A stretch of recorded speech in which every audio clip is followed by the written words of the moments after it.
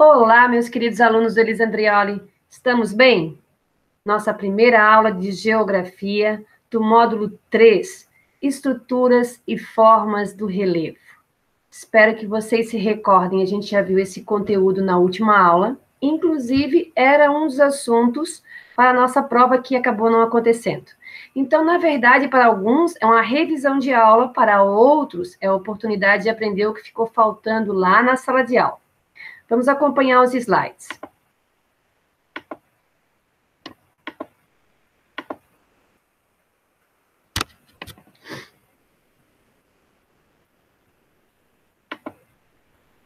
Então, a nossa aula hoje é do módulo 3, Estrutura Geológica, Formas e Processos do Relevo Terrestre, nossa apostila. Quem quiser acompanhar, começa lá na página 355, combinado? Primeiramente, a gente vai falar sobre o conceito de minerais. Minerais são todos os compostos químicos formados através de processos naturais, processos físicos e químicos. Eles são inorgânicos e, na sua maioria, são sólidos. Esses minerais, quando eles têm valor comercial, quando eles podem ser explorados e para ser explorado comercialmente, eles são chamados de minério. Estão lembrados? Em sala de aula a gente comentou um pouquinho sobre o minério de ferro. E a rocha, ela é um conjunto desses minerais. A rocha é um agregado desses minerais, pode ser de um tipo só de mineral ou uma constituição de diversos minerais. Eu coloquei como exemplo aqui para vocês o granito. Dá uma olhadinha ali, ó. A parte escura é o mineral biotite, a parte rosada, mineral feldspato, e a parte mais branquinha é o mineral quartzo. Então, esse conjunto de minerais deu origem à rocha granito. E essas rochas, elas podem ser classificadas em 3 grandes grupos, estão lembrados? O primeiro grande grupo, rochas magmáticas, que também podem ser chamadas de ígneas. Esse grande grupo, ele se subdivide em extrusivas, ou também chamadas de vulcânica, e intrusivas, também chamadas de plutônica. O segundo grande grupo são as rochas sedimentares. Terceiro grande grupo, rochas metamórficas. Nós vamos falar sobre um pouquinho de cada tipo. Primeiro tipo, rochas ígneas ou magmáticas. O nome já diz tudo. Rochas magmáticas, elas se formam através do resfriamento do magma. Quando esse resfriamento acontece na superfície, fora da crosta, a gente chama de magmática vulcânica ou extrusiva. Quando esse resfriamento acontece dentro da crosta, nós chamamos de plutônica ou intrusiva. Aqui nós temos um slide que mostra um pouquinho sobre como é que se forma essa nossa rocha magmática. Aqui, nessa situação aqui, nós temos a intrusiva, e essa que foi expelida pelo vulcão aqui, está resfriando essa lava, vai dar origem à rocha magmática vulcânica. O segundo grande grupo é formado por rochas sedimentares. Essas rochas, elas são, na verdade, formadas por partículas de rocha, fragmentos de rochas, que nós chamamos de sedimentos. Esses sedimentos foram desgastados das rochas, transportados para as áreas mais baixas, e eles vão se acumulando. As camadas mais profundas vão sendo compactadas pela pressão das camadas superiores e dando origem à rocha sedimentar. Junto com esse material rochoso, também acaba indo material orgânico, que dá origem aos nossos combustíveis fósseis, que deram origem ao combustível fóssil, e também é nessa rocha que nós encontramos os fósseis. Olha que imagem legal aqui, ó, do peixe, e esse aqui do outro dinossauro aqui. Então, são os fósseis e os combustíveis fósseis só são encontrados em rochas sedimentares. O terceiro grande grupo, as rochas metamórficas. A palavrinha metamórfica, ela vem da palavra metamorfose, que significa mudança, transformação. Então, a rocha metamórfica, ela é uma rocha que já existia e ela foi submetida a calor e pressão que acabou transformando, modificando a nossa rocha original. Essa rocha pode sofrer transformações de estrutura, textura, composição. Olha a imagem aqui, ó. Olha a pressão que essa rocha acabou sofrendo para dobrar desse jeito. Nessa parte aqui agora, nós vamos ver como é composta no nosso planeta. Olha as camadas que compõem a Terra. nós temos a estrutura interna da Terra. A parte mais externa, também é a camada mais fina, chama-se crosta, e ela pode ter de 5 a 60 quilômetros de profundidade. A segunda camada, o manto. O manto, na nossa imagem aqui, ela não demonstra, mas ele pode ser dividido em manto inferior e superior. O superior mais viscoso e o inferior, por estar mais quente, é mais fluido.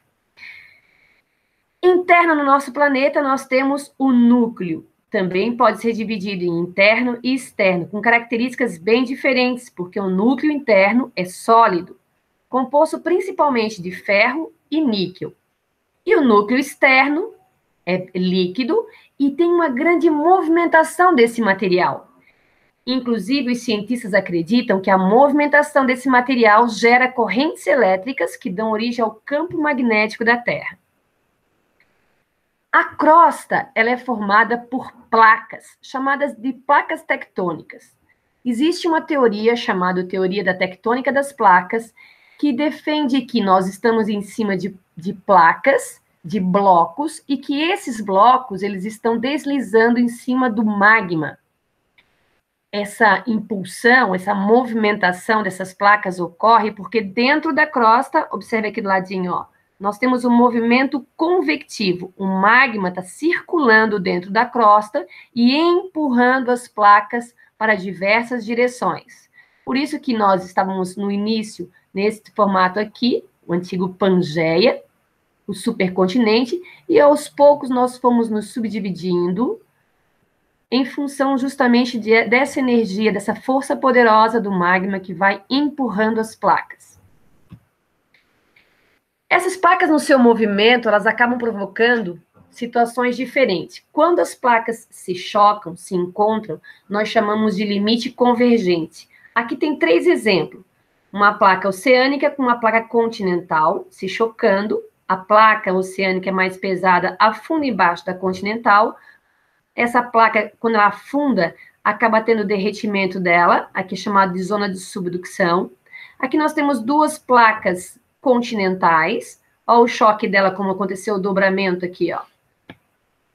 Formando montanhas. Esse movimento e formação de montanhas é chamado de orogênese. Oro, montanha, gênese, formação.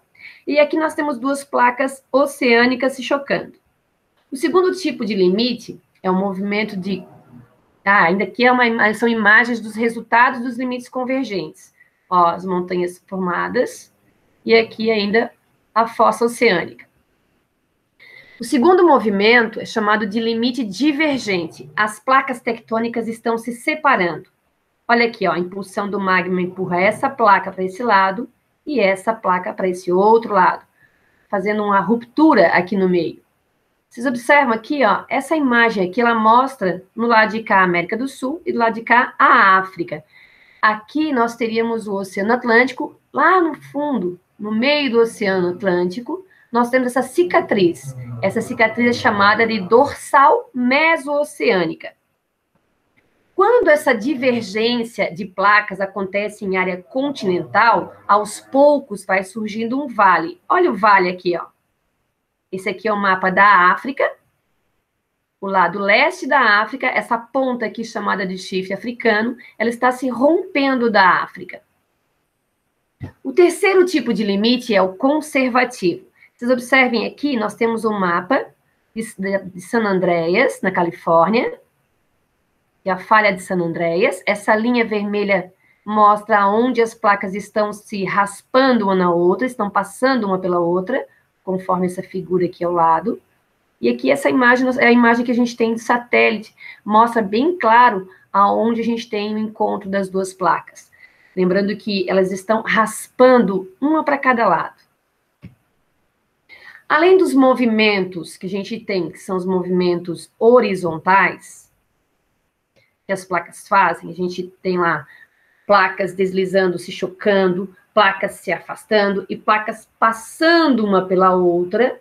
Nós também temos ainda um movimento de subida e descida de placa, que é chamado de movimento epirogênico. Esse movimento epirogênico, ele acontece dependendo do peso que essa placa tem em cima. Ela afunda ou ela sobe. Isso vai depender do que está acontecendo. É um movimento mais lento e não é observado tão claramente, né? Porque ele é, na verdade, ele é mais descoberto ao longo de estudos, né? Que é um movimento bem lento. Ó, aqui a gente percebe essa área sendo desgastada, a placa vai se tornar mais leve, ela vai acabar subindo. Então, é um movimento vertical. Esse movimento é chamado de epirogênese. Uma outra força que acaba modificando a nossa crosta são os terremotos. Toda e qualquer perturbação, vibração que se propaga pelo meio rochoso, nós chamamos de terremoto ou abalo sísmico ou ainda sismo. Quando esse terremoto acontece, aonde ele acontece, na verdade, né, o ponto de surgimento dele no interior da crosta, nós chamamos de hipocentro. Ele vai percorrendo as camadas e quando ele aparece, surge na superfície, nós chamamos esse ponto de epicentro. Além do terremoto, nós ainda temos uma outra força interna que modifica bastante nossa crosta, o vulcanismo. O vulcanismo acontece sempre que o magma encontra uma abertura na superfície e ele consegue vir para fora. O magma dentro da crosta e quando ele sai para fora da superfície, nós chamamos de lava. Toda forma que esse magma consegue chegar até a superfície é chamado de vulcanismo. Essa crosta, na verdade, ela é dividida entre estrutura geológica e relevo. A estrutura geológica é a base do nosso relevo. Como se fosse uma base de um bolo, a forma de um bolo. Então, nós temos a estrutura geológica, que é a base do nosso relevo. São 3 tipos de base mais conhecidas. O dobramento moderno, olha a imagem aqui, ó. Por causa do choque de 2 placas tectônicas, nós temos esse dobramento que está servindo de base para a montanha. O segundo tipo de base, os escudos cristalinos, que na verdade são bases bem antigas e desgastadas. A terceira base que nós temos são as bacias sedimentares, que se formam a partir da deposição de rochas que se desgastaram das áreas mais altas.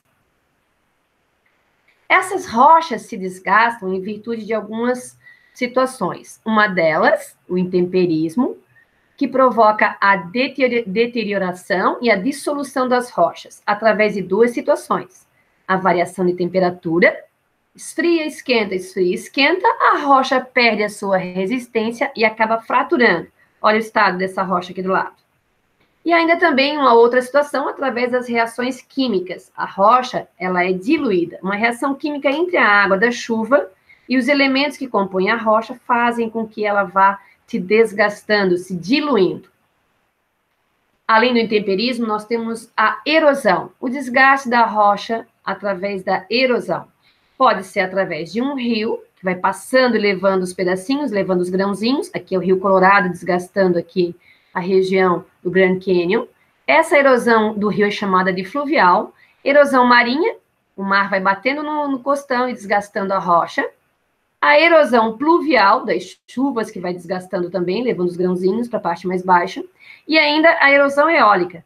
O vento vem aqui, pega os grãozinhos soltos, lança contra a rocha e, através da abrasão, vai desgastando a base da rocha. Além dessas formas de erosão, nós também temos a ação do homem nas mudanças do relevo. Aqui nós temos a escavação de um túnel. Aqui um exemplo, a Serra do Corvo Branco em Santa Catarina e Urubici. E aqui uma imagem não tão bonita, né? Uma imagem bem chocante, uma área de descoberta de vegetação, aonde a erosão pluvial é facilitada e nós temos esses deslizamentos de terra. O relevo é o formato da superfície em cima da base, em cima daquela estrutura geológica. Nós temos alguns tipos de relevo. Na página 374 da apostila, nós temos uma imagem lá que traz as formas de relevo, as formas principais de relevo. As principais são elas montanha, depressão, planalto e planície. Planície, uma área baixa e plana, uma área alta e plana chamada de planalto, Uma área chamada de depressão é uma área que é baixa, plana, e mais baixa que todo o seu entorno. E aí nós temos também as áreas mais altas, que são as montanhas. Nós, Delis Andrioli, estamos aqui para ficar sempre perto de você. Eu estou com muita saudade da sala de aula, mas acredito que através desse sistema online, nós vamos ter um pouquinho de proximidade a partir de agora. Obrigado.